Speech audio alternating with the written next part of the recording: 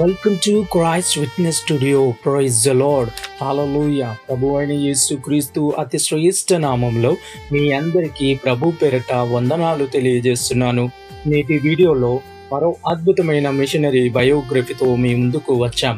Dear friends, ప్రజల్ని ఐగుప్తు నుండి బయటకు తీసుకురావడానికి దేవుడు ఒక సామాన్యుడు నత్తివాడైన మోషేను వాడుకున్నాడు. అలాగే గొలియాతును ఎదిరించడానికి దేవుడు గొర్రెల కాపరి చిన్న బాలుడైన దావీదును వాడుకున్నాడు. అచ్చం ఇలాగే దేవుడు ఒక చెప్పులు కుట్టే వ్యక్తిని వాడుకొని అతని ద్వారా ఒక వ్యక్తికి స్వార్థ చేశాడు. ఆ వ్యక్తి మారు మనసు పొంది రక్షింపబడి భారతదేశానికి మిషనరీగా వచ్చి ఎందరో జీవితాల్లో దేవుని వెలుగును నింపి క్రీస్తు యుద్ధకు నడిపించాడు. అతనే వాల్బ్రెక్ట్ నెగెల్.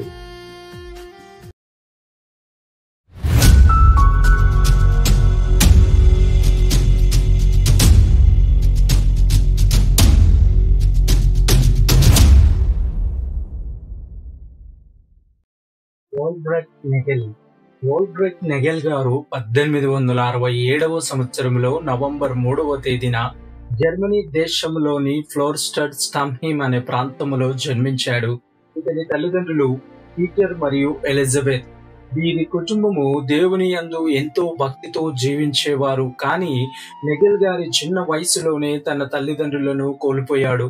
నెగెల్ గారు తన 18 సంవత్సరాల వయసులో అతను ఒక చెప్పులు కుట్టే వ్యక్తి ద్వారా స్వార్థ విని యేసుక్రీస్తును తన సొంత రక్షకుడిగా అంగీకరించాడు.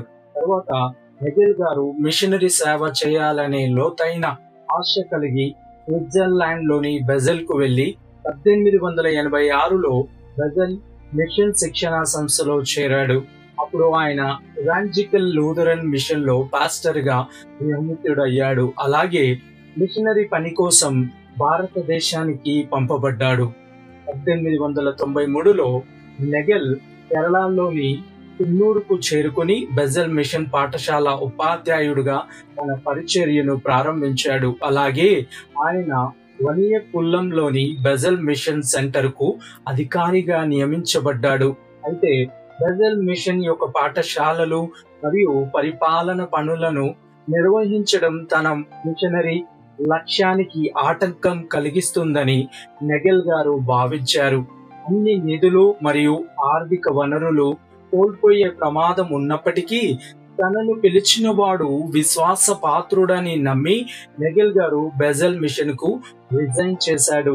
తర్వాత నెగెల్ గారు మరింత దక్షిణానికి వెళ్లి కున్నంకుల్లంలో ప్రజలలో పరిచర్య చేయడం ప్రారంభించాడు. ఇక్కడే తనలా స్వార్థ చేయాలనే తపన కలిగిన ఆంగ్లో ఇండియన్ ఉపాధ్యాయురాలు హ్యారియట్ మైకెల్ ను వివాహం చేసుకున్నాడు. తర్వాత అతను నెల్లికున్ను, పరవూరు, బ్రిటిష్ కోచిన్ మరియు ఈచూరాలలో విస్తృతమైన సేవ చేసి సంఘాలను స్థాపించాడు. అలాగే నెల్లికున్నులో రెహబోత్ బాలికల అనాథాశ్రమం కూడా స్థాపించారు.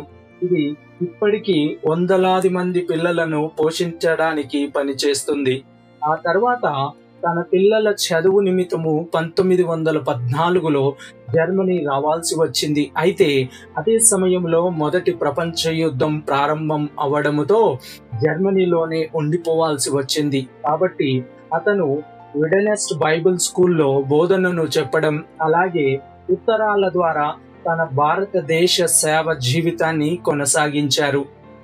ఇలా దేవుని సేవలో కొనసాగుతూ చివరిగా నెగెల్ గారు 1935లో జనవరి 27న ప్రభు యుద్ధకు కొనిపోబడ్డారు. నెగెల్ గారు ఎప్పుడు కూడా ఒక మాట అనేవాడు, నా మధురమైన సంపద భారతదేశంలో ఉంది, నా హృదయం అక్కడే ఉంది అనేవారు. డియర్ ఫ్రెండ్స్, అతి సేవా భారం దేవుడు మనందరికీ అనుగ్రహించునుగాక. అలాగే మన జీవితాల్లో మెండు దీవెనలతో ఆశీర్వదించబడునుగాక. నిత్యము యేసుక్రీస్తు నామానికే మహిమ కలుగునుగాక. ఆమేన్. మేము మా ఛానల్లో అందించిన ఇతర వీడియోలను కూడా చూసి లైక్ చేసి మీ మిత్రులకు, శ్రేయోభిలాషులకు షేర్ చేయండి. అలాగే ఈ వీడియో మీకు నచ్చినట్లయితే ఈ వీడియోపై మీ కామెంట్ను అభిప్రాయంను పోస్ట్ చేయండి. ఇప్పటి వరకు మా ఛానల్ను సబ్స్క్రైబ్ చేయకుంటే వెంటనే సబ్స్క్రైబ్ చేసి క్రొత్త వీడియోల నోటిఫికేషన్స్ కోసం సబ్స్క్రైబ్ బటన్ ప్రక్కన ఉన్న బెల్ ఐకాన్ను క్లిక్ చేయండి. అందరికీ వందనాలు. Thank you. Praise the Lord. God bless you all. Amen.